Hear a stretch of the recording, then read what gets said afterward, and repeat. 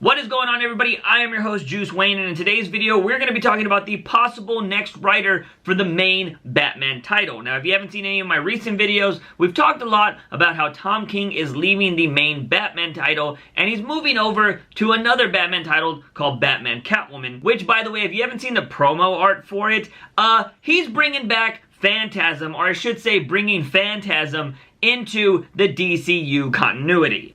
Yes please. Anyways, we're not here to talk about Tom King, we're here to talk about the next possible Batman writer for the main title, and I have to say, if the rumors going around are true, some people are not gonna like this pick. And that possible next writer is the current writer of Superman, Brian Michael Bendis. If you're a fan of Bendis, you're going, yay! If you dislike Bendis, you're going, no! Personally, I'm a fan of Bendis' Marvel stuff, not so much his DC stuff. So seeing him come to Batman, I'm kind of like, oh no, no, no, no, no. Because I've read a little bit of his Walmart stuff and I was not liking the way he wrote Batman. He did do a pretty cool story in Detective 1000. That gave me a little bit of hope, and then I started reading his current big event in DC, which is called Event Leviathan, and no, I do not like the way he is writing Batman. And it's definitely got me on the fence if he is going to be the next Batman writer. Now you might be asking, how do I even get to these conclusions?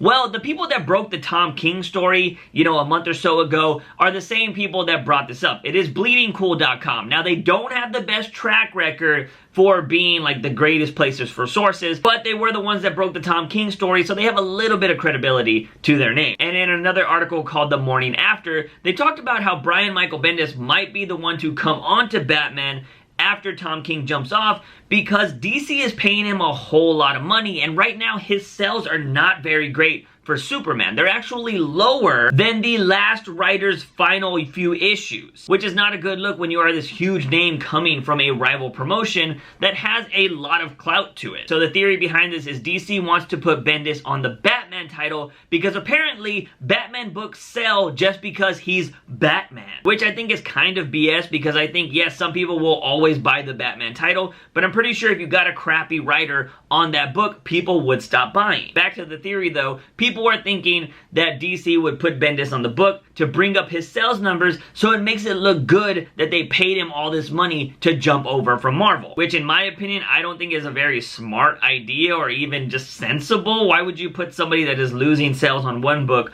on your most popular book to see if that drops in sales? You know what I mean? Me and my friend Clay have come up with this prediction, or I should say that he was the one talking about it and I totally agree with it, but he says that Tom King's Batman Catwoman book will outsell Brian Michael Bendis' main Batman title run if that is going to be the two people running those books. Like I said, I enjoyed Bendis' stuff over at Marvel. Not everything, but he did write a lot of badass stuff. And since he's come over from DC, I feel like he doesn't know these characters. He doesn't have a voice of these characters, and it just comes off wrong, especially with Batman. If you haven't read his book Event Leviathan, I highly suggest reading it. Go check it out. Just read the first few pages. It's what I did, and I had to stop reading because it just didn't sound like Batman. Let me just give you a taste of the dialogue that Batman had in this book. A little bit of context here. It looks like a lot of people are sneaking into this secret place, one of them being Lois Lane, the other being Batman, and Batman is having some dialogue with Lois. Did he who gave you that Kryptonian weapon drop you here? Lois, I got here myself. No offense meant, it's a rational deduction. Lois ends up lowering her weapon and says, you're right, hi, how are you? And Batman says, I'm Batman. Moving on to another panel, this is still Batman talking. They have not said, we imagine New World Order or No World Order, which is, in itself, by definition, a new world. But Ra's al Ghul or Talia were never into. I don't know about you guys and gals, but Batman is never that wordy. Batman doesn't really spell things out for you. Yes, he'll tell you how things work, but he doesn't explain it the way Bendis is explaining it in these panels. Like I said, this is the first few pages of this book, and I just had to stop reading because I mean, Bendis didn't even use the I'm Batman thing properly. I mean, I know he tried to do like a Marvel style joke here, but it didn't really work. I mean, every time somebody says, I'm Batman, it works out it's basically somebody asking him who he is, not how he is. Like, how are you doing? I'm Batman. It's not a state of emotion that you're Batman. It's who you are. I want to stick with that one idea that I mentioned of Brian Michael Bendis doesn't really feel like he understands these characters, like their personalities, the differences between them. And I want to talk about this little conversation he had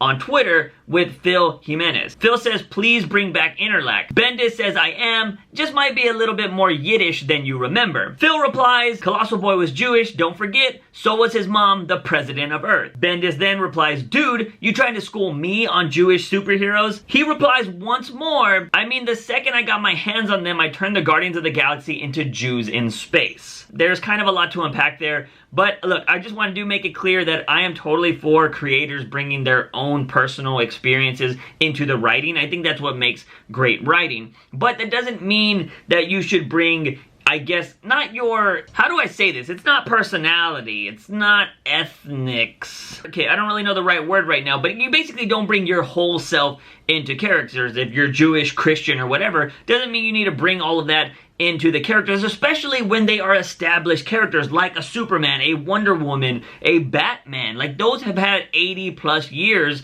or whatever of content. Making them a little bit more Yiddish when they've probably never been Yiddish before is kind of just way out of character. Which brings me to my point of it doesn't seem like Bendis understands these DC characters. He worked at Marvel for so long, he wrote so much Marvel, he made those characters what they were, but at DC, writers have been establishing these great characters for so long that you can't just change them the way he is trying to change them. Yeah, I hope you can understand why I think Brian Michael Bendis jumping over to Batman is a little scary, and I'm not gonna lie, for everybody that complained in these comments or complained on Twitter, I kind of want it to happen to see if everybody that was complaining about Tom King is gonna end up loving Brian Michael Bendis' work, because everybody's like, oh, he's too this and that. Just see what he would do with Batman. That's my spiteful gene coming out a little bit. But I think we can all agree that Bendis might not be the best person to jump on Batman. Then again, maybe you're a super Bendis fan and you think that would be a great idea. I'm currently not loving his Superman run. Honestly, just did a podcast about this with my friend Clay over on comicbooklegions.com. I will have it linked in the description. Go check that out because I do talk about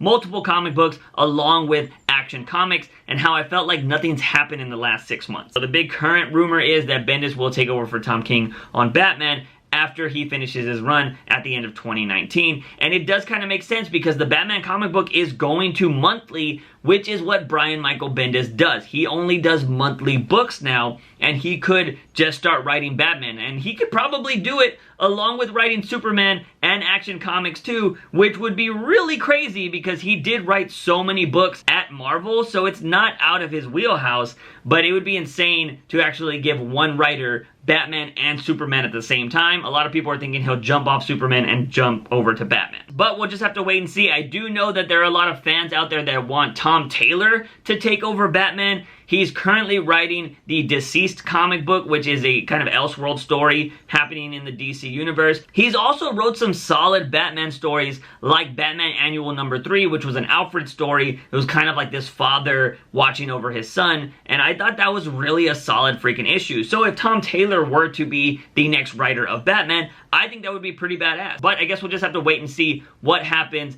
at the end of this year, because I'm sure they will announce it probably in September or October when the solicits for the January months come out, because that is when we should be getting Batcat, which is Tom King's spin-off book, and we will be getting the new creative team for the Batman. There you have it, ladies and gentlemen, the possible next writer for the Batman comic book. If you haven't seen any of my other videos, like the Bat Dick Problem and the Batman News Weekly from last week, definitely go check those out. Also, if you are loving the Bat-tastic content on this channel, please hit that subscribe button and turn on notifications so you don't miss any of the new content. Anyways, ladies and gentlemen, I am your host, Juice Wayne. Remember, Batman is awesome. See you guys next time. Bye!